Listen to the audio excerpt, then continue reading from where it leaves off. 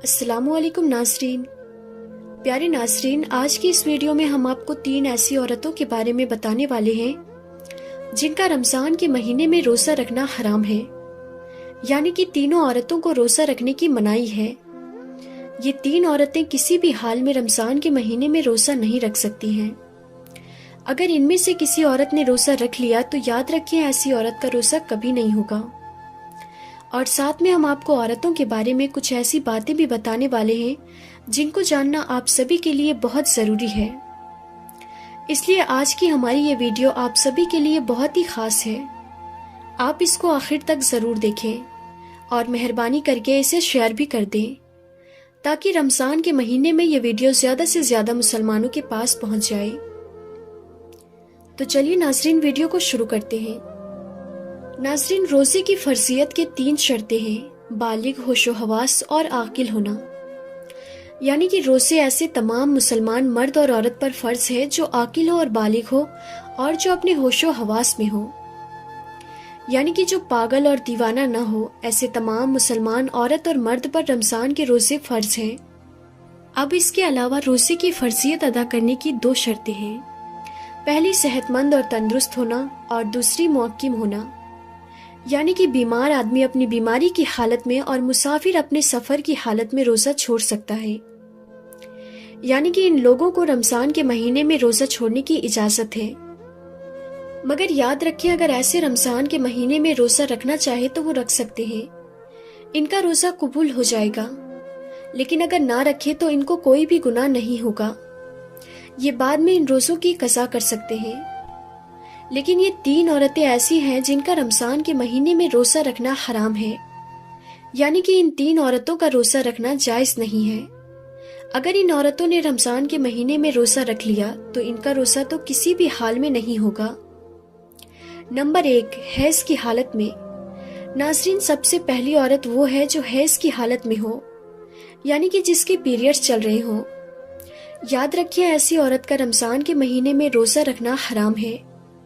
ऐसी औरत का रोज़ा रखना जायज़ नहीं है, यानी कि हैज़ वाली औरत रमज़ान के महीने में रोज़ा नहीं रख सकती है, क्योंकि हैज़ की हालत में रोज़ा रखना और नमाज पढ़ना हराम और नाजायज़ है। मगर ऐसी औरतें, याद रखें, इस वजह से जो नमाजें और रोज़े आपके छूट गए हों, वो आपको चाहिए कि आप उन छोड़े हुए रोज़े को बाद में अदा करें। यानी कि जब आप पाक और साफ हो जाएं तो छोड़े हुए रोज़ों को बाद में पूरा करें। लेकिन हैज़ वाली औरत को चाहिए कि वो रमज़ान के महीने में भूल कर भी रोज़ा ना रखे। अगर कोई औरत हैज़ की हालत में रोज़ा रख लेती है तो उसका रोज़ा कबूल नहीं होगा। इसके अलावा ऐसी औरतें ये भी याद रखें कि अगर किसी औरत ने सहरी करके रोज़ा रख लिया मगर बाद में उसको दिन में एहसास हुआ कि उसको हैज़ शुरू हो चुका है, यानी कि उसके पीरियड शुरू हो चुके हैं, तो ऐसी औरत का भी रोज़ा नहीं होगा। उसको चाहिए कि बाद में वो जब पाक और साफ हो जाए तो उसकी वो कज़ा करे, यानी कि उस रोज़े को बाद में वो पूरा करे। लेकिन ऐसी औरत रमज़ान के महीने में इस बात का ज़रूर ध्यान रखे कि उसका रोज़ा ना होने का एहसास किसी को भी ना हो पाए, यानी कि वो किसी के भी सामने ये जाहिर ना करे कि वो रोज़े की हालत में नहीं है। ऐसी औरतें रमज़ान के महीने में किसी के भी सामने कुछ भी ना खाए पिए। हैज़ वाली औरतों को चाहिए कि वो रमज़ान के महीने में छुपकर खाना पानी करे। नंबर 2, निफास वाली औरत। नाज़रीन, दूसरी औरत वो है जो निफास की हालत में हो। ऐसी औरत का भी रमज़ान के महीने में रोज़ा रखना हराम और नाजायज़ है। अब कुछ लोग पूछेंगे कि ये निफास क्या होता है, तो हम आपको बता दें कि औरत के बच्चा जनने के बाद में जो खून निकलता है उसको निफास कहते हैं। जो औरत निफास की हालत में है, ऐसी औरतों को भी रमज़ान के महीने में रोज़े रखने की मनाही है, यानी कि ऐसी औरतें भी रोज़ा नहीं रख सकती हैं। अगर किसी औरत ने निफास की हालत में रोज़ा रख लिया तो ऐसी औरत का भी रोज़ा नहीं होगा। इसलिए निफास वाली औरतों को भी चाहिए कि वो रमज़ान के महीने में भूल कर भी रोज़ा ना रखे, आपका रोज़ा पूरा नहीं होगा। लेकिन ऐसी औरतों को भी चाहिए कि जब वो पाक और साफ हो जाए तो छोड़े हुए रोज़ों को अदा करे, यानी कि वो इन रोज़ों को बाद में पूरा करे। अगर किसी औरत ने रमज़ान के महीने में रोज़ा रख लिया और फिर उसको दिन में एहसास हुआ कि उसको हैज़ शुरू हो गया है या फिर उसको बच्चे की विलादत हो गई है जिसकी वजह से उसको निफास हो गया है, تو ایسی عورت کا روزہ نہیں ہوگا، اس کو بعد میں اس کی قضا کرنی ہوگی۔ ناظرین یاد رکھیں، اسلام ایک پاک اور صاف مذہب ہے، اسی وجہ سے نماز اور روزے کے لیے انسان کا پاک اور صاف ہونا ضروری ہے، اور یہی وجہ ہے کہ اسلام نے حیض اور نفاس کی حالت میں نماز اور روزہ رکھنا حرام بتایا ہے۔ نمبر 3، حاملہ یعنی کہ پریگننٹ عورت۔ یاد رکھیں، ایسی عورتوں کو رمضان کے مہینے میں روزہ رکھنا حرام تو نہیں ہے، ایسی عورتوں کو روزہ رکھنے کی منائی تو نہیں ہے، لیکن ایسی عورتوں کو چھوٹ ضرور ہے۔ یعنی کہ پریگننٹ عورت اور اپنے بچوں کو دودھ پلانے والی عورتوں کو اگر اپنے روزے کی وجہ سے اپنی یا اپنے بچے کی جان جانے کا خطرہ ہو تو ایسی عورتوں کو اجازت ہے کہ وہ روزہ نہ رکھے، یعنی کہ ایسی صورت میں ان عورتوں کو روزہ نہ رکھنے کی چھوٹ ہے۔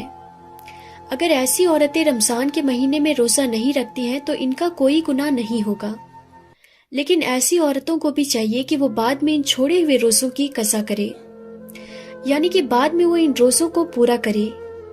لیکن یہاں پر آپ اس بات کا ضرور دھیان رکھیں کہ پریگننٹ عورتوں کے لیے حیض اور نفاس والی عورتوں کی طرح ایسا حکم نہیں ہے کہ وہ روزہ نہیں رکھ سکتی۔ حاملہ عورتوں کو روزہ رکھنا حرام اور ناجائز نہیں ہے۔ ایسی عورتیں اگر چاہیں تو وہ رمضان کے مہینے میں روزہ رکھ بھی سکتی ہیں اور نماز بھی پڑھ سکتی ہیں، ان کا نماز اور روزہ ہو جائے گا۔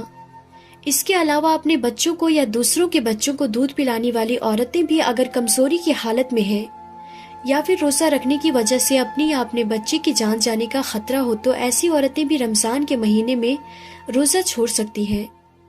اگر کوئی ماہر ڈاکٹر یہ کہتے کہ اگر روزہ رکھا تو خود کی یا بچے کی جان کا خطرہ ہو سکتا ہے، تو ایسی صورت میں بچوں کو دودھ پلانے والی عورت بھی روزہ چھوڑ سکتی ہے، مگر ایسی عورت کو بھی چاہیے کہ وہ ان چھوڑے ہوئے روزوں کو بعد میں پورا کر لے۔ اب ناظرین آپ کو بتاتے ہیں کہ عورتوں کے لیے روزہ رکھنے اور نہ رکھنے کے لیے کیا کیا شرطیں ہیں، یعنی کہ ایسی کون سی عورتیں ہیں جن کو رمضان کے مہینے میں روزہ رکھنے کی اجازت ہے اور ایسی کون سی عورتیں ہیں جن کا روزہ رکھنا حرام ہے۔ نمبر 1، ناظرین اگر کوئی عورت سفر کی حالت میں ہو یا پھر بیماری کی حالت میں ہو یا پھر اپنے بڑھاپے کی وجہ سے اتنی زیادہ کمزور ہو گئی ہو کہ اگر اس نے روزہ رکھ لیا تو اس کی جان جانے کا خطرہ ہو سکتا ہے، تو ایسی عورتوں کے لیے روزہ رکھنے کی چھوٹ ہے۔ مگر ایسی عورت کو چاہیے کہ اگر وہ بعد میں صحت مند اور تندرست ہو جائے تو وہ ان چھوڑے ہوئے روزوں کی قضا کرے، اور اگر بعد میں وہ پھر دوبارہ صحت مند نہ ہو سکے تو اسے چاہیے کہ وہ ان چھوڑے ہوئے روزوں کا کفارہ ادا کرے۔ وہ کفارہ یہ ہے کہ ہر ایک روزے کے بدلے میں کسی مسکین کو دونوں وقت پیٹ بھر کر کھانا کھلایا جائے۔ نمبر 2، اگر کسی عورت کو روزہ کی حالت میں سانپ نے ڈس لیا ہو اور اب اس کی جان جانے کا خطرہ بن گیا ہو تو ایسی عورتوں کو بھی حکم ہے کہ وہ اپنے اس روزے کو توڑ سکتی ہے، اس کا کوئی گناہ نہیں ہوگا، لیکن بعد میں جب وہ صحیح ہو جائے تو اس روزے کی قضا کرے۔